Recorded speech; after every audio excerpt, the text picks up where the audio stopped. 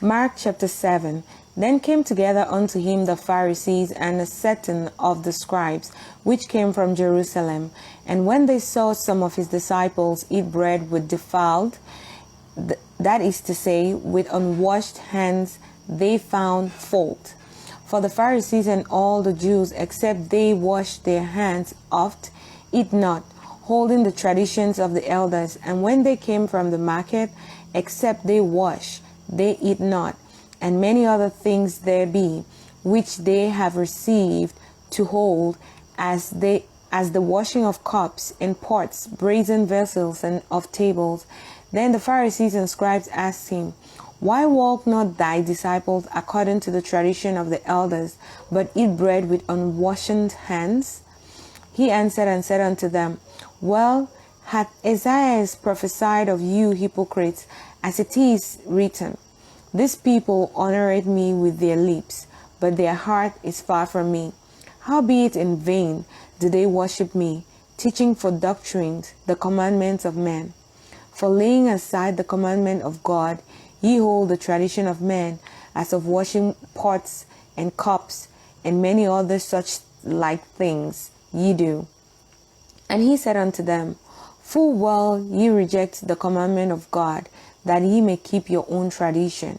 For Moses said, Honor thy father and thy mother, and whoso curseth father or mother, let him die the death. But ye say, If a man shall say to his father or his mother, It is Corban, that is to say, a gift, by whatsoever thou mightest be profited by me, he shall be free.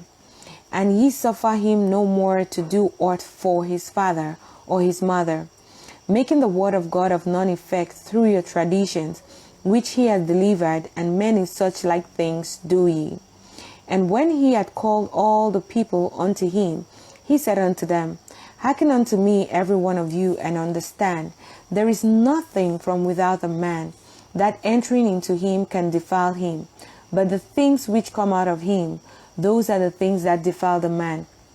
If any man have ears to hear, let him hear. And when he was entered into the house from the people, his disciples asked him concerning the parable. And he said unto them, Are ye so without understanding also? Do ye not perceive that whatsoever thing from without entereth into the man, it cannot defile him? Because it entereth not into his heart, but into the belly, and goeth out in the draught, purging all meats? And he said, That which cometh out of the man, that defileth the man. For from within, out of the heart of man, proceed evil thoughts, adulteries, fornications, murders, thefts, covetousness, wickedness, deceit, lasciviousness, an evil eye, blasphemy, pride, foolishness. All these evil things come from within, and defile the man. And from thence he arose, and went into the borders of Tyre and Sidon, and entered into an house, and would have no man know it, but he could not be hid. For a certain woman, whose young daughter had an unclean spirit, heard of him, and came and fell at his feet. The woman was a Greek, a Syrophoenician by nation, and she besought him that he would cast forth the devil out of her daughter. But Jesus said unto her, Let the children first be filled, for it is not meet to take the children's bread and to cast it unto dogs. And she answered and said unto him, Yes, Lord, yet the dogs under the table eat of the children's crumb.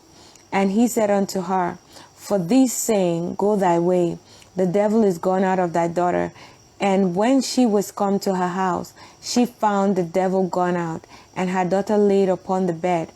And again, departing from the coast of Tyre and Sidon, he came unto the sea of Galilee through the midst of the coast of Decapolis.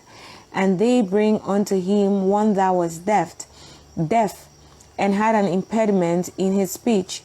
And they beseech him to put his hand upon him. And he took him aside from the multitude, and put his fingers into his ears, and he spit, and touched his tongue. And looking up to heaven, he sighed, and said unto him, Ephphatha, that is, be opened. And straightway his eyes were opened, and the strings of his tongue was loosed, and he spake plain. And he charged them that they should tell no man. But the more he charged them, so much the more a great deal they published it, and were beyond measure astonished, saying, He had done all things well. He maketh both the deaf to hear, and the dumb to speak.